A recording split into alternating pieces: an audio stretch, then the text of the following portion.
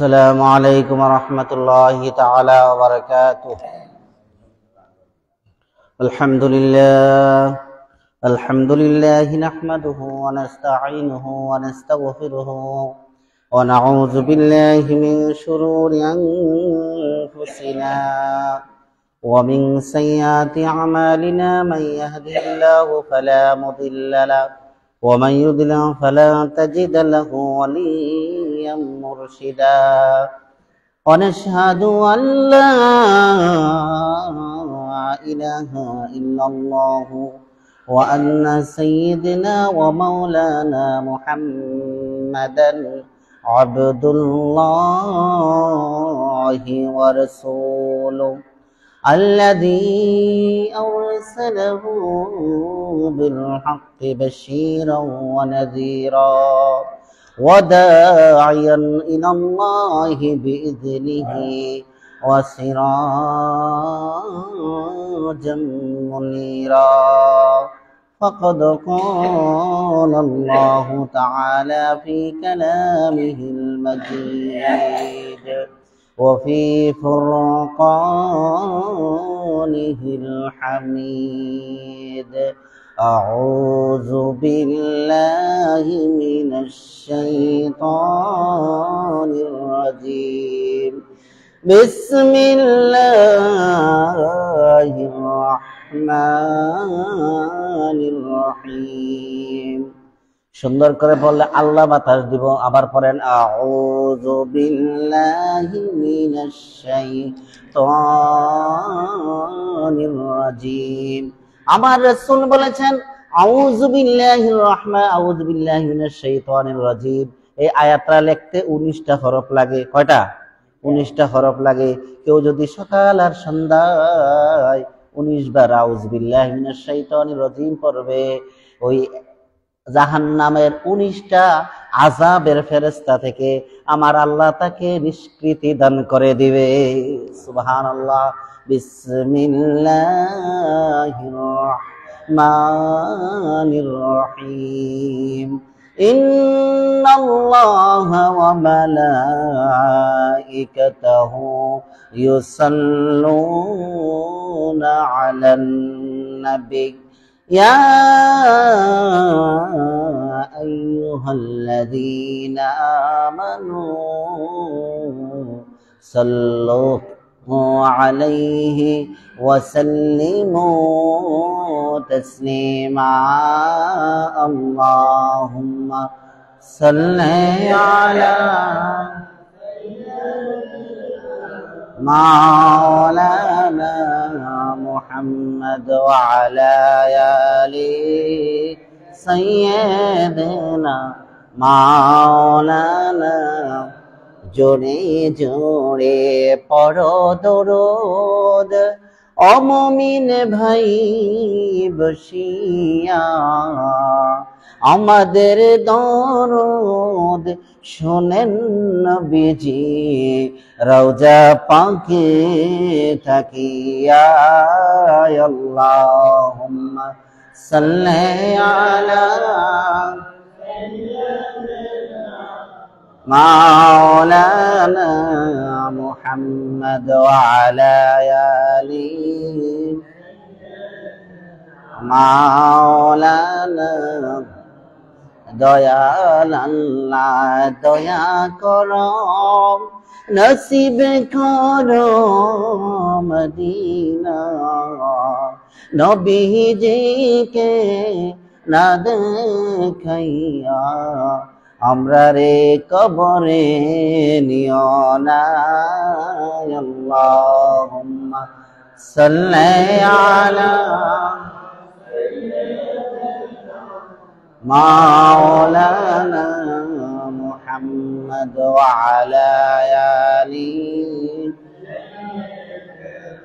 মাওলানা। কত মানুষ আইল গেল, কেউ তো ফিরে আসলো না। আমরাও তো চলে যাব, ধরায় কেউ তো থাকব না। আল্লাহুম্মা সাল্লি আলা মাওলানা মুহাম্মদ ওয়া আলা আলিহি লা ইলাহা মাশাআল্লাহ লা ইলাহা জোরে জোরে লা ইলাহা আল্লাহ নামের জিকির করবে যারা আল্লাহর কাছে প্রিয় তারা আল্লাহর কাছে প্রিয় যারা জান্নাতে প্রবেশ করবে তারা লা ইলাহা মাশাআল্লাহ লা ইলাহা লা ইলাহা হায়রে বহু দূরে মদিনা আমরা কেমনে যাব জানি না দয়াল আল্লাহ দয়া কর দয়াল আল্লাহ দয়া কর নসিব কর মদিনা লা ইলাহা লা ইলাহা লা ইলাহা লা ইলাহা ইল্লাল্লাহু মুহাম্মাদুর রাসূলুল্লাহ সাল্লাল্লাহু আলাইহি ওয়াসাল্লাম।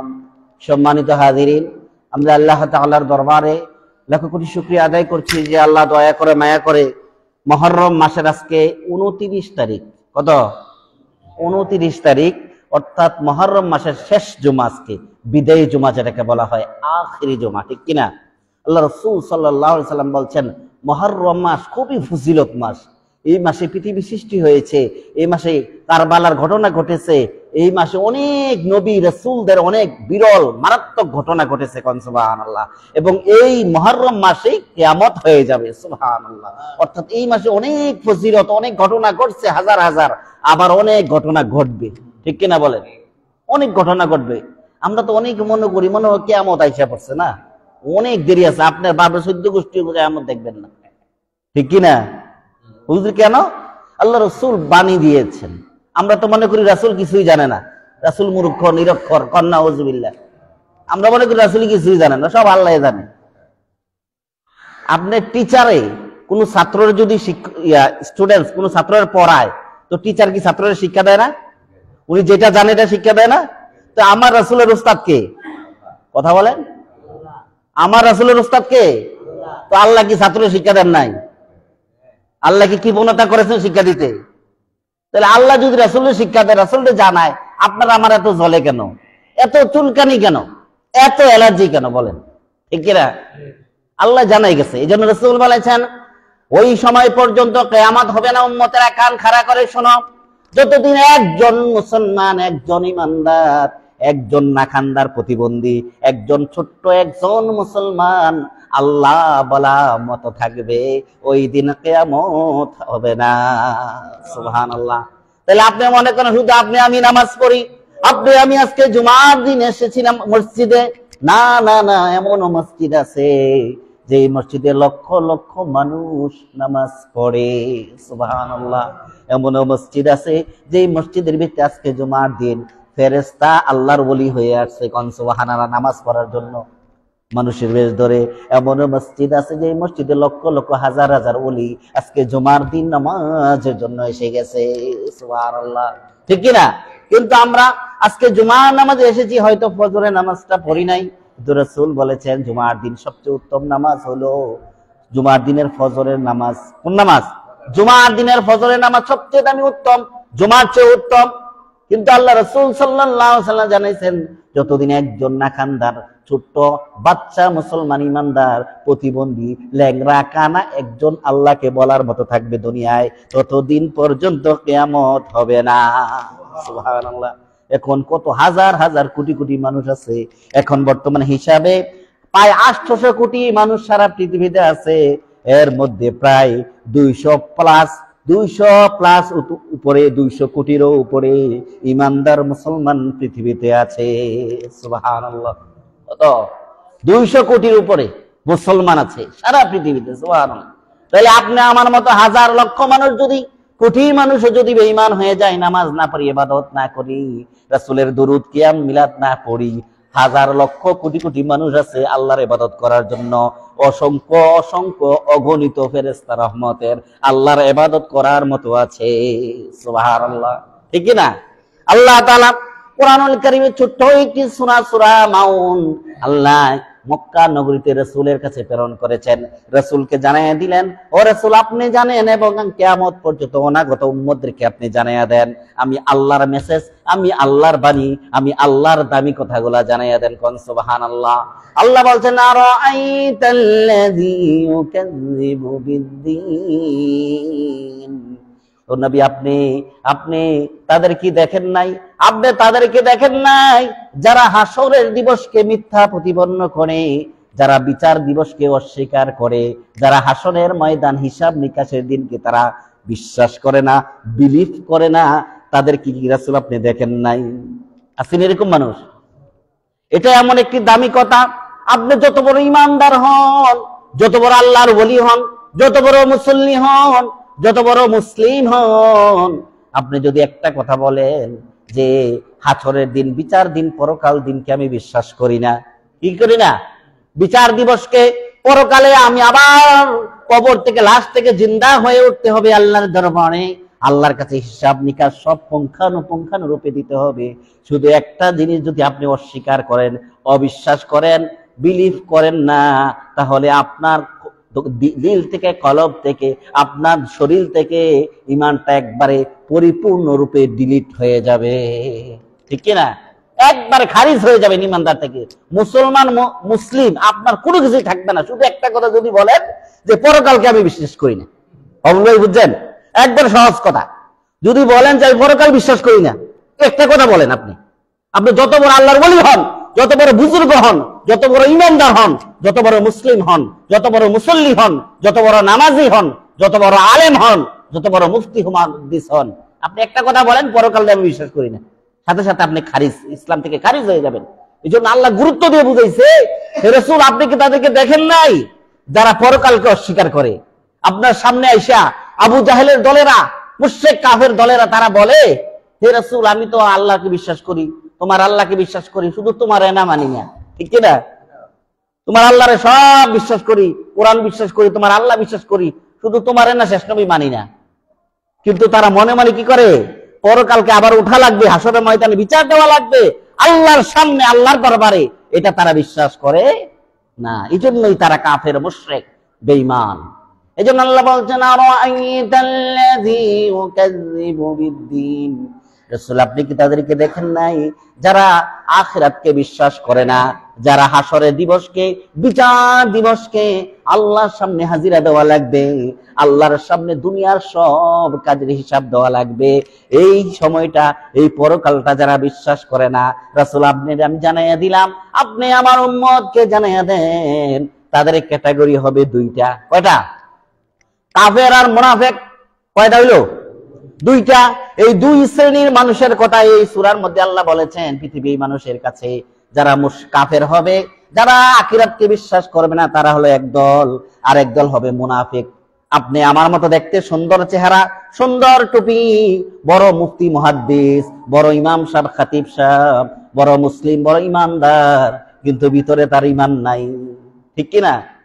এখন মনে হয় সাধারণ আপনি মসজিদের ভিতরে ঢুকলেন, ঢুকে আপনি সুইচ দিলেন না, সুইচ দিচ্ছেন না, হাফিজ ভাই বুঝেন, সুইচ দেন নাই, তো কারণে বুঝবেন কারেন্ট আছে না নাই, বুঝবেন?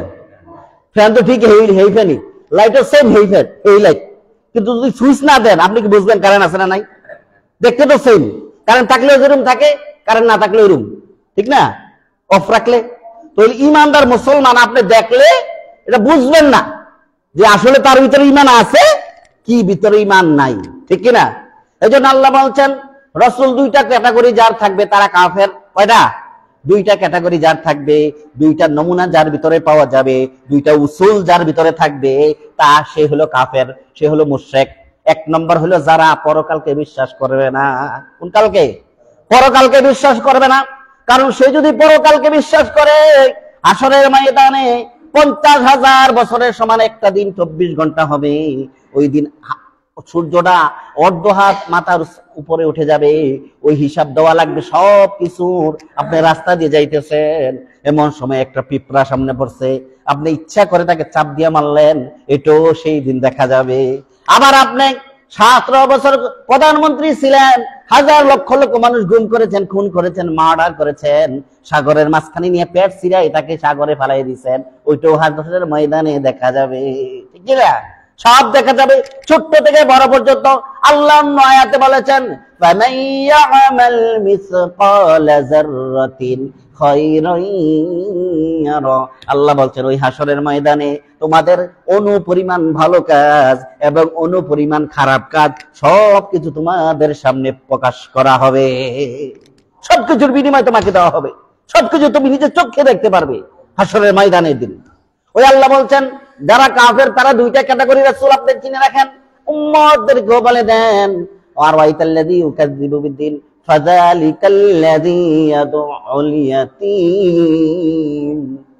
তার দুইটা ক্যাটাগরি, একটা হলো আখিরাতকে অস্বীকার করে বিশ্বাস করবে না, দুই নম্বর যারা ফাযালিকাল্লাযী ইয়াদউল ইয়াতীম, যারা এতিমকে ধাক্কা দিবে। আসেনি?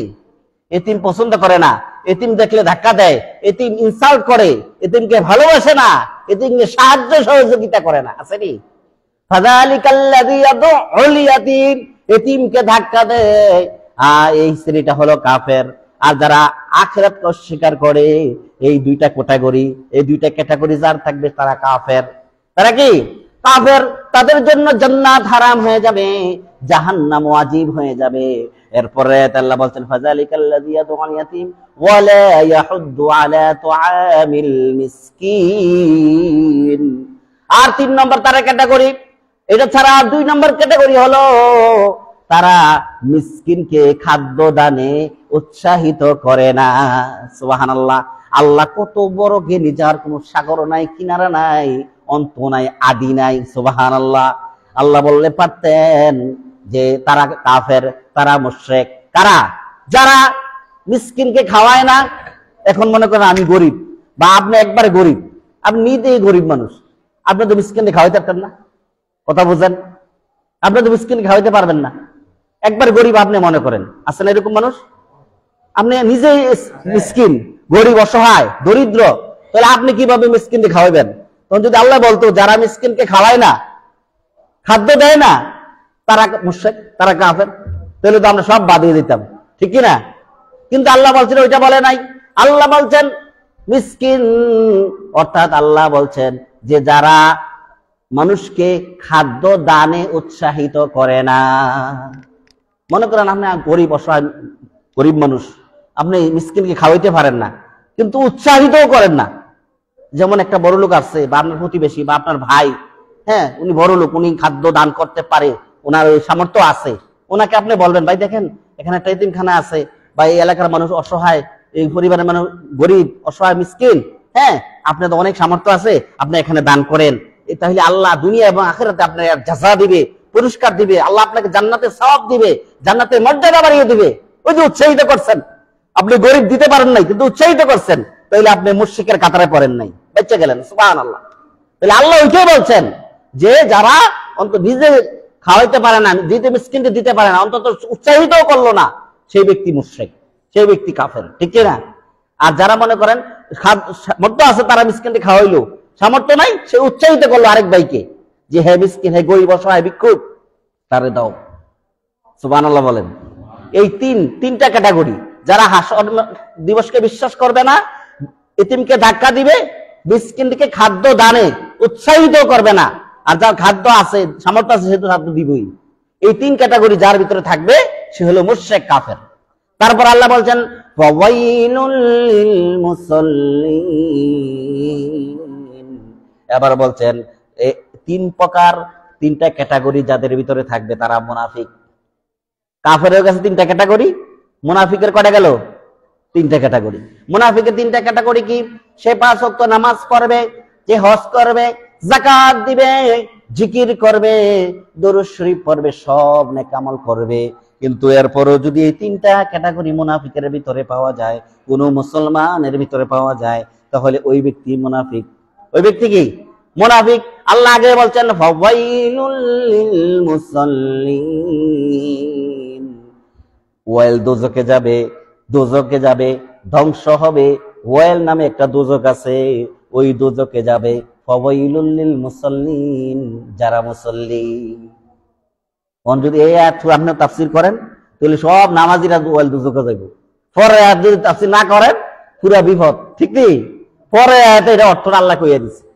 কিছু কিছু কথা আছে, যেমন মনে করেন আপনি ছোট্ট মানুষ, 10 বছর বয়স, বাড়িতে গেছেন, যাইয়া মা কয় তুই কই গেছলি?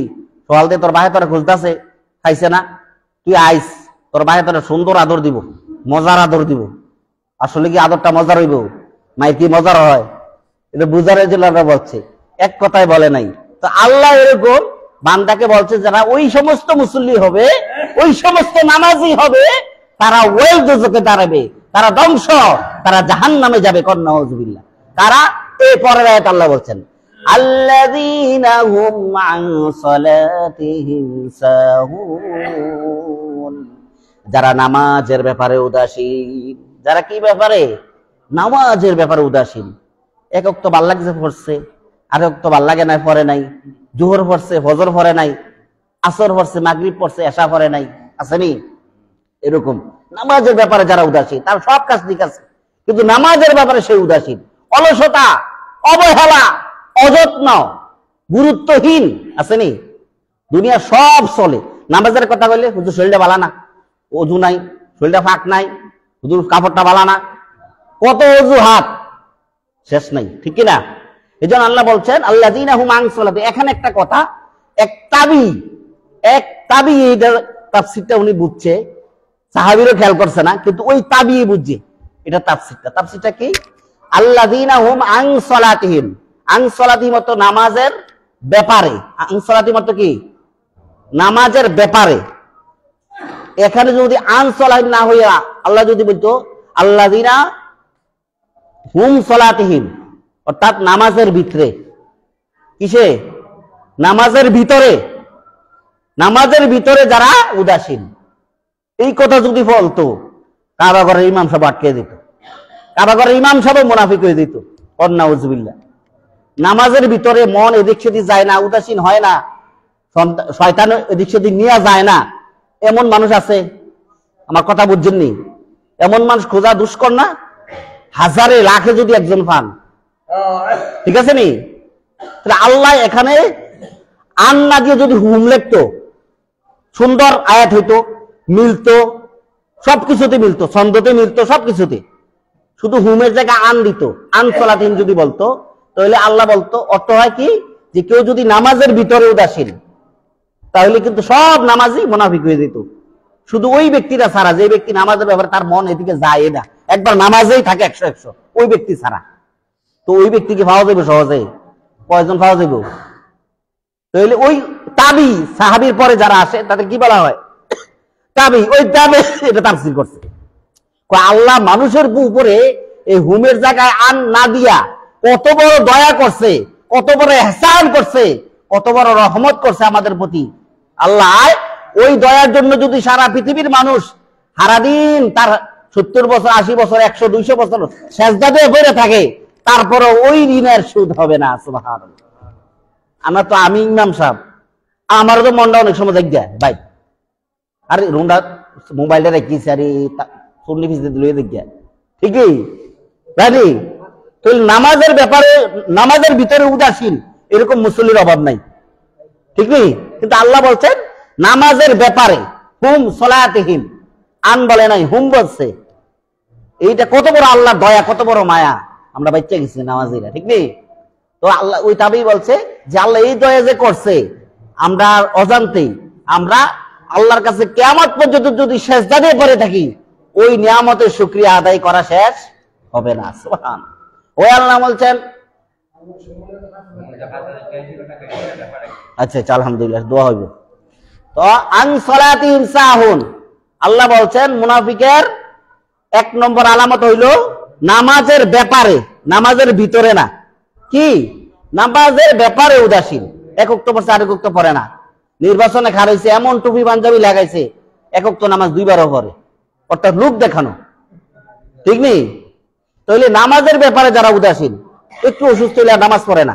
রাসূলুল্লাহ সাল্লাল্লাহু আলাইহি ওয়াসাল্লাম অসুস্থ, তখনও শুয়ে শুয়ে নামাজ পড়ছে, উঠতে পারে না, ইশারায় নামাজ পড়ছে। নামাজের কোনো ছাড় নাই, কোনো কম্প্রোমাইজ নাই, নামাজের ব্যাপারে কি নাই, কোনো ছাড় নাই। আপনি যেমনি পারেন, দাঁড়াই পারলে দাঁড়াইয়া, নুয়া পারলে নুইয়া, বৈশা পারলে বৈশা, শুয়া পারলে শুইয়া, শুইয়া না পারলে ইশারায়, ইশারায়ও পারছে না মনে মনে। নামাজ কোনো কম্প্রোমাইজ নাই, কারণ ইমানের পর যে কাজটা ফরজে আইন, সেটা হলো বান্দার জন্য আল্লাহর শুকরিয়াতে, আল্লাহর ধন্যবাদ থেকে সে নামাজ পড়বে, আল্লাহকে সেজদা দিবে, কুদরতি পায়ে কোন সুবহানাল্লাহ, ঠিক কিনা? তো ওইটাই বলছে যারা নামাজের ব্যাপারে উদাসীন তারা মুনাফিক। তারা কি? তারা মুনাফিক, তারা ওয়েল দুজকে যাবে। এই জন্য নামাজের ব্যাপারে সাবধান। আপনি সব ঠিক আছে, নামাজ ঠিক নেই, আপনি সব বেঠিক, ঠিক কিনা? পরের আয়াতে আল্লাহ বলছেন আল্লাযীনা হুম ইরাউন, লোক দেখানো ইবাদত। মুনাফিকের 2 নম্বর কারণ যারা থাকবে, এই 2 নম্বর বৈশিষ্ট্য যাদের ভিতরে থাকবে তারা ওয়াইল দুজকে যাবে। লোক দেখানো ইবাদত আসেনি? ওই নির্বাচনে খারিয়া জীবনেতে নামাজ পড়ে না, নেতা চেয়ারম্যান এমপি সাহেব নির্বাচনে আইলে এমন টুপি পরে, এত বড় টুপি, এত সুন্দর পাঞ্জাবি পায়জামা পইরা একক তো নামাজ 2 পরে, লোক দেখানো। আমি যদি নামাজ না পড়ি, লোকেরা যদি আমাকে নামাজ পড়তে না দেখে, তাহলে আমার কি ভোট দিবনি? ঠিক নেই? এটা হলো লোক দেখানো ইবাদত। আমি ওস্তাদের বয়স ছাত্র নামাজ পড়তেছি, আমি ইমাম সাহেব কি বলবে সমাজের ভিতরে, বা সমাজের যে সভাপতি উনি আমাকে সমাজ থেকে বের করে দিবে আমি যদি নামাজ না পড়ি। জুমার নামাজ আছেন এরকম এলাকা আপনাদের দিকে না? আমি খাগড়াছড়ি ইমামতি করছি, দেখছি যারা নামাজ না পড়বো সমাজের তে বাইরে, যারা হুজুরের বেতন দিত না সমাজের তে বাইরে, তারা কোনো কাজে মানুষ কোনো যাবে না। কথা বুঝছেন? তাহলে লোক দেখানো ইবাদত, যে কোনো ইবাদত আপনি শুধু লোক দেখানো করেন, কারণ এটা তো আপনার মন থেকে বোঝা যাবে, এটা কিন্তু বাহির থেকে বোঝা যায় না। কোনটা লোক দেখানো ইবাদত করে মানুষ, কোনটা লোক দেখানো আল্লাহর জন্য করে, ওইটা শুধু তার মন বলতে পারবে, আর সে বলতে পারবে। আপনি আমি কিন্তু, অন্য মানুষ আমরা বলতে পারবো না, ঠিক কিনা? এমন হতে পারে আমি বলছি মসজিদে মাইক মেশিন লাগবে, ওই ব্যক্তি সর্বপ্রথম বললো হুজুর আমার মা নাই, আমার বাবা নাই, আমার মা বাবার জন্য আমি 10,000 টাকা মাইকের জন্য দিলাম, আমার মা বাবার জন্য দোয়া করে দেন। ওর মন ঠিক আছে, ও আল্লাহর জন্য করছে, মা বাবাকে জান্নাত দেওয়ার জন্য করছে। কিন্তু আপনি যদি না, হ্যাঁ লোক দেখানোর জন্য কইছে, তাহলে আপনারটা ভুল হবে, ঠিক কিনা? আবার সে আরেক নিয়ত তার সব হবে, আমি যদি সবার আগে 10,000 টাকা দেই, আমার আরেকটা ভাই আমার দেখা দেখি দান করবে, তাহলে 2টা সওয়াব পাইবো, ঠিক কিনা? তাহলে বুঝতে হবে লোক দেখানো দুনিয়ার কোনো মানুষের জন্য, কোনো পীরের জন্য, দুনিয়ার কোনো মানুষের জন্য, দুনিয়ার কারো জন্য ইবাদত করা জায়েজ নাই। শুধুমাত্র একমাত্র কেবলমাত্র আল্লাহর জন্য ইবাদত করা লাগবে, ঠিক কি না? ওইটাই আল্লাহ বলছেন ইরাউন, কোন লোক দেখানো ইবাদত করা যাবে না। নামাজও না, রোজাও না। হজে গেছে বেড়ায় 6 লাখ টাকা দিয়া, দেশে আইয়া তাকে মাহফিলে দাওয়াত দিছে সভাপতি বা প্রধান অতিথি, চিফ গেস্ট, প্রধান অতিথি তারা দাওয়াত দিছে, হাজি লাগছে না, খারাপ থুবাই বেড়ায় শেষ, দমকে শেষ।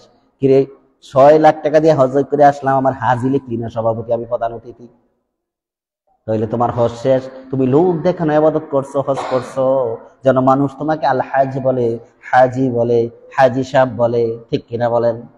তাহলে লোক দেখানো যত ইবাদত আছে, সব ইবাদতের বিনিময়ে একটা সওয়াব পাবেন না, বরঞ্চ আপনি এটার জন্য গুনাহ হবে, শিরিক হবে, কুফরি হবে। কারণ আল্লাহর সমান কাউকে বানাইছে, ঠিক না? এটা কুফরি হবে, কারণ যেটা আল্লাহর জন্য করা যায় ওইটা দুনিয়ার কারোর জন্য করা যায় না। করলে আপনি কুফরি করলেন, কুফরি করলে তখন সে কাফের হয়ে যায়, ঠিক কিনা বলেন?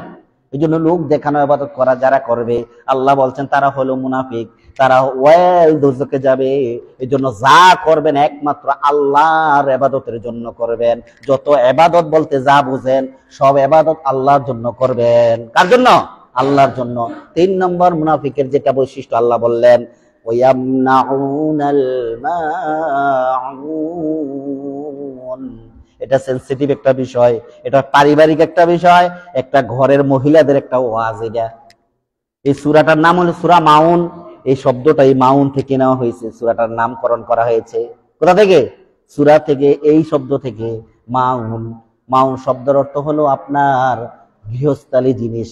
কি জিনিস? গৃহস্থালী জিনিস, যে জিনিসগুলা মহিলারা ইউজ করে, মহিলারা কাজে লাগে, মহিলারা ব্যবহার করে। আল্লাহ বলছেন ওয়ায়ামনাউনাল মাউন, যারা গৃহস্থালী জিনিস একে অন্যকে চাইলে দেয় না, দেওয়া থেকে বিরত থাকে, তারা হলো মুনাফিক, তারা ওয়াইল দুজকে যাবে। কেমন? মনে করেন আপনার প্রতিবেশী বা আপনার স্বাস্থ্য ভাইয়ের বউ আইছে, ভাবি আমার লবণটা শেষ হয়ে গেছে, একটু লবণ দেন, আমরা লবণ আনলে ফেরে দিয়ে দেন। হয়নি এরকম? বাংলা বুঝেন না তো? হারনি না করলে কিন্তু বুঝো তো। আপনার লবণ আছে, আপনি এটা তো আর আপনারা না, মহিলারা আর কি, মহিলার ওয়াজ তো। মহিলা না লবণ নাই তা, কিন্তু আছে, এটা দিলে তো আপনার টাকা লাগলো, নইলে ক্ষুদ্র লবণ। আবার সে আসলে একদিন দিয়ে দিল আপনার। এটা দিয়েও যখন আপনি এক মুসলমান ভাই, আল্লাহ কোরআনে বলছেন মুমিনিন মুসলমান, এক মুমিন আরেক মুমিন ভাই ভাই, আর রাসূল হাদিসে বলছেন এক মুসলমান আরেক মুসলমানের ভাই।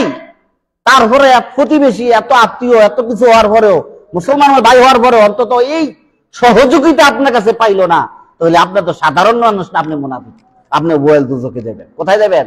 এই জন্য মহিলারা সাবধান, ঠিক কিনা? একটু তেল আইছি ভাবি, তেলটা শেষ, আপনার ভাইয়া তো বাজারে গেছে, ওনার ফোনটা রেখে গেছে, ফোন দিয়ে কইতারি না, একটু তেল দেন। এটা খুব ছোট জিনিস, কিন্তু খুবই গুরুত্ব। এই সূরাটার নাম করানো হয়েছে মাউন থেকে, এই শব্দটা থেকে, এই ওয়াজের থেকে।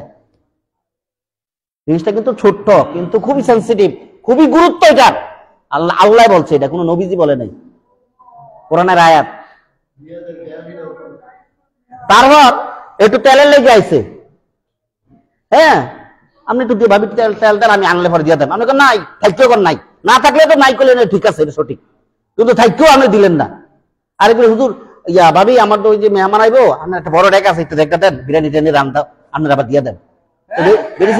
বেশি চিন্তা করছে, এতে রানবো, আইনটা ভালো করে দিয়ে না দিয়ে দেয়, নাই আমাকে আরে ঘর নাই, না দিলেন না। এটাই আল্লাহ বলছেন, যারা গৃহস্থালী সামান্য জিনিস, যেটা টাকা খরচ হয় না, কষ্ট হয় না, ওইটা দেওয়া থেকেও যারা বিরত থাকে, তারা মুনাফিক, তারা ওয়াইল দুজকে যাবে। এটাকে আমি বললাম, আমি বলছি। এবার আসেন, এই ব্যাপারে হাদিসে আসছে, এখন তো ওইগুলা নাই, আগে ওইগুলা ছিল। গাদা, গাদা নাম শুনছেন? হ্যাঁ, পূজা হইতো। আগে যানবাহন কি ছিল? গাদা ছিল, আর কোনো যানবাহন ছিল না। মানে উট এবং গাদা, সময় ছিল উট বেশি আর গাদা ছিল বেশি। এই আয়াত যখন নাজিল হয়েছে, তখন এই এক লোক গেছে, ওনার অনেকগুলা গাদা আছে, অনেকগুলা দিয়ে ও চাষবাস করায়, মাল পরিবহন নেয়। তখন এক লোক যাইয়া বলতেছে, ভাই আপনার তো অনেকগুলা গাদা, আমাকে একটা গাদা দেন, আমার কিছু মাল আছে, এটা নিয়ে যাবো বাজারে, আবার আপনার গাদা দিয়ে যাবো আপনার কাছে। সে কয় না, গাদা নাই, গাদা যেগুলো আমার ঘরে ছিল 10-15টা, এগুলা কাজে চলে গেছে, দিয়ে দিচ্ছে কাজে, বাহিরে ফেস চাষ করতো বা মাল ইয়া করতো, ঘরে নাই। এই কথা বলতে দেরি, বলার পরপরই ভিতর থেকে, আপনার না খামার 15-20টা গাদা আছে, ভিতর থেকে সিলেন দিয়ে উঠছে গাদায়। গাদা চিৎকার না খুব বিশ্রী না, হু করে একটা দেয়, তো ওই সিলেন দিয়ে উঠছে। তখন ওই ব্যক্তি বলতেছে, কি ভাই আপনি মুসলমান, আমি মুসলমান, গাদা তো ভিতরে আছে, ভিতরে গাদার আওয়াজ আইলো কানে, আপনি বলতেছেন গাদা নাই। কথা বুঝছেন আমার? তখন ওই ব্যক্তি বলতেছে, এই যে যার গাদা, হে বলতেছে, কি তুমি কেমন মুসলমান? তুমি আমি মুসলমানের কথা বিশ্বাস করো না, তুমিও মুসলমান আমিও মুসলমান, আমি মুসলমানের মুখের কথা তুমি বিশ্বাস করো না, তুমি গাদার সুর হইনা তারা বিশ্বাস করো। কত বাটপার মুসলমান, কথা বুঝছে? তুমি কেমন মুসলমান? আমিও মুসলমান, আমার কথা মুখের কথা, মুসলমানের কথাটা তুমি বিশ্বাস করলা না, গাদার কম সুর হইনা তুমি বিশ্বাস করলা গাদা আছে ভিতরে, মানে দিত না, বাটপার আলী গেছে রে, এরকম মানুষ আছে রে। এই তাফসিরে এই ঘটনাটা এই আয়াতের তাফসিরে। তাহলে আমাদের মধ্যে এরকম কিছু মহিলা আসেনি। এবার আরেকটা, এবারের ভিতরে প্রত্যেক দিন উঠে কাজ্জার আওয়াজ, এরকম করে প্রত্যেকটা দিন কাজ্জার আওয়াজ, এগুলা কেন? আল্লাহ রাসূল সাল্লাল্লাহু আলাইহি ওয়াসাল্লাম বলছেন, যে ঘরে ঝগড়া লাগে, যে বাড়িতে ঝগড়া হয়, যে বাড়িতে গানর ফেনর লাগিয়ে থাকে, এই বাড়িতে জীবন আল্লাহ রহমত থাকে না, রহমতের ফেরেশতা সব জায়গায় এই বাড়ি থেকে। এই বাড়িতে মধ্যে কোনো উন্নতি হবে না, কোনো রিজিকে বরকত হবে না, কোনো শান্তি আসবে না। কর নাউযুবিল্লাহ। তারপরও দিয়ে আপনারা লাগিয়ে থাকেন, লাগেনি? বিশেষ করে মহিলারা, এগুলা কি আপনি কত ক্ষতি করতেছেন আপনার? আপনারা করতেছেন, জাল্লা এলাকায় কাজে লাগছেন, হেতারে করতেছেন, দুজনের ক্ষতি হইতেছে। আপনার দুনো ঘরের শান্তি, জীবনে শান্তি আসবে না, রহমত আসবে না, রহমতের ফেরেশতা থাকবে না, কামাই রুজিতে বরকত আসবে না, স্বামী স্ত্রী মিল থাকবে না, শান্তি আসবে না। তাহলে কেন কাজিয়া? আপনার ওনার সাথে অমিত হয়েছে, ওনার সাথে ভাল লাগছে না, আনচয়েস, ওনার সাথে আপনি কথা বললেন না, আপনার তালে বালে আপনি থাকেন, ওনার তালে বালে উনি থাক, দরকার আছে কাজিয়া? কিন্তু এগুলো তো দরকার নাই। আপনার ভাল লাগছে না, আপনি ওনার সাথে থাকেন না, আমার ভাল লাগছে না, আমি যাবো না, শেষ। এটি আল্লাহ বলছেন, এটাই বলছেন যে অন্তত ছোট্ট জিনিস, গৃহস্থালী জিনিস যেটা দেওয়া থেকে মানুষ বিরত থাকে, সেও মুনাফিক, সেও ওয়েল দুজকে যাবে। এই তিনটা ক্যাটাগরি বললেন। একটা হলো নামাজের ব্যাপারে উদাসীন, আর একটা হলো লোক দেখানো সকল ইবাদত, আর একটা হলো সামান্য গৃহস্থালী জিনিসও যে মহিলারা একে অন্যকে দিয়ে সহযোগিতা হাতটা বাড়ায় না, এরাও মুনাফিক। কন্নাউজুবিল্লাহ। যে এই সূরা পুরা সূরার সামারি কি হবে? সামারি হবে এই দুই শ্রেণী থেকে আমরা হেফাজত থাকতে হবে। এই 6টা ঘটনা থেকে, 6টা রিজন, 6টা কারণ থেকে আমরা বাঁচিয়ে থাকতে হবে, ঠিক কিনা? 1 নম্বর, আখিরাতের প্রতি পূর্ণ বিশ্বাস আমাদের থাকতে হবে। 2 নম্বর, এতিমকে কখনো ধাক্কা দেওয়া যাবে না, ভালোবাসতে হবে, যতটুকু পারি সহযোগিতা করতে হবে। 3 নম্বর, মিসকিনকে পারলে দান করবো খাদ্য, না পারলে অন্তত উৎসাহিত করতে হবে, ঠিক না? 4 নম্বর, কোন অবস্থায় নামাজের ব্যাপারে উদাসীন, কম্প্রোমাইজ করা যাবে না। 4 নম্বর, লোক দেখানো কোনো ইবাদত করা যাবে না। 6 নম্বর, 5 নম্বর বলছি এটা। 6 নম্বর, গৃহস্থালী মহিলারা যারা আছেন, গৃহস্থালী জিনিস একে অন্যকে চাইলে অন্তত থাকলে দিবে, না থাকলে তো নাই, এটা সমস্যা হবে না, ঠিক কিনা? এই জন্য আল্লাহ তাআলা আমাদেরকে বুঝার তৌফিক দান করুন সবাই, আল্লাহুম্মা আমিন। যারা সুন্নাত পড়েন নাই, মেহেরবানি করে 4 রাকাত সুন্নাত পড়েন।